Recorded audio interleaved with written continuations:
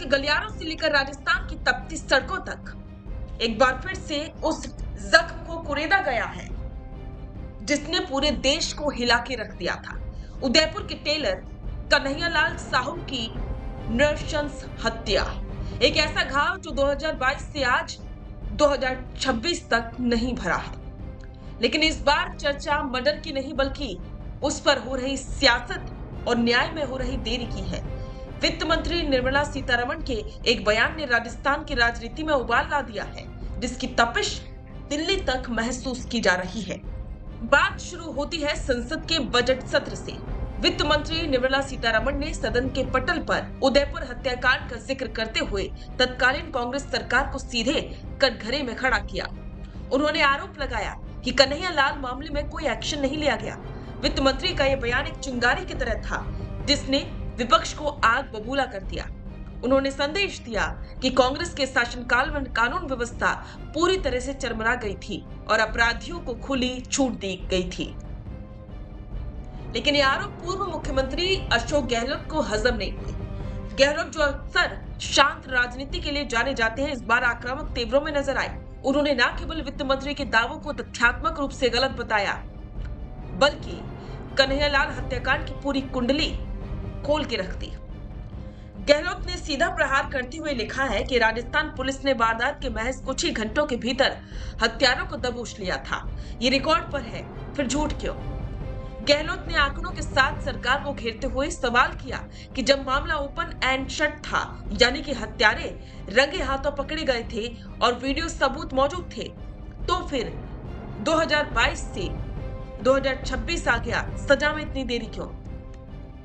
सियासत की इस बिसात पर गहलोत ने अगला मोहरा चला एनआईए यानी कि नेशनल इन्वेस्टिगेशन एजेंसी के नाम का।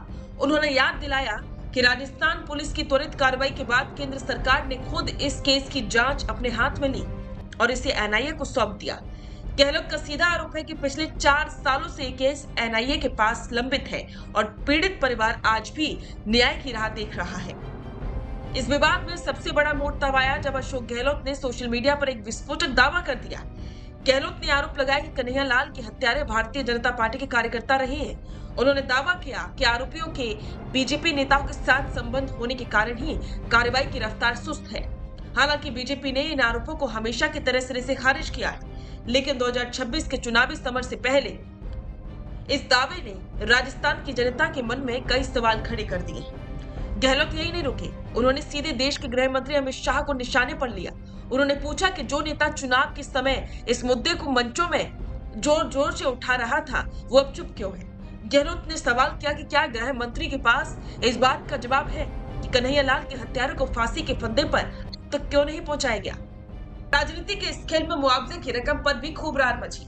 बीजेपी अक्सर कांग्रेस पर भेदभाव का आरोप लगाती रही है, लेकिन इस बार गहलोत ने रिकॉर्ड साफ कर दिए। सरकारी दस्तावेजों के अनुसार कन्हैयालाल के परिवार को 50 लाख रुपए की आर्थिक सहायता और उनके दोनों बेटों को सरकारी नौकरी दी जा चुकी है। गहलोत का कहना है कि बीजेपी ने जनता को गुमराह करने के लिए 5 लाख का झूठ फैलाया, जबकि सच्चाई सबके सामने है। अब सवाल यह है कि क्या 2026 की राजनीति में कन्हैयालाल का मुद्दा निर्णायक साबित होगा? राजस्थान की जनता सब देख रही है। एक तरफ केंद्र के कद्दावर मंत्री हैं, तो दूसरी तरफ अशोक गहलोत। लेकिन इस सबके बीच सबसे बड़ा सवाल आज भी वही है, कन्हैयालाल के परिवार को अंतिम न्याय कब मिलेगा? क्या फाइलें सिर्फ चुनावी मौसम में ही धूल झाड़कर बाहर निकलेगी या कानून अपना काम पूरी सख्ती से करेगा? कन्हैयालाल हत्याकांड अब सिर्फ एक अपराध की फाइल नहीं बल्कि देश की सबसे बड़ी राजनीतिक जंग का मैदान बन चुका है। आरोप प्रत्यारोप के इस दौर में सच कहीं बीच में खड़ा न्याय की गुहार लगा रहा है। आप बने रहिए हमारे साथ, हम पल पल की खबर आप तक पहुंचाते रहेंगे। रुकिए और जरा ध्यान से सुनिए। क्या आप हमारी इन खबरों से अपने व्यापार को भी बढ़ाना चाहते हैं? तो आप भी खबरों के दौरान इस तरह के एलिमेंट्स पर अपना विज्ञापन दे सकते हैं, या फिर ऐसे खबर के 1 मिनट बाद अपना पूरा विज्ञापन डलवाएं, जो कि 8 लाख से ज्यादा सब्सक्राइबर्स और फॉलोअर्स वाले द फैक्ट इंडिया चैनल्स और पेजेस से राजस्थान के कोने कोने में पहुंचेगा और इससे आपका व्यापार, ब्रांड सब कुछ बढ़ेगा।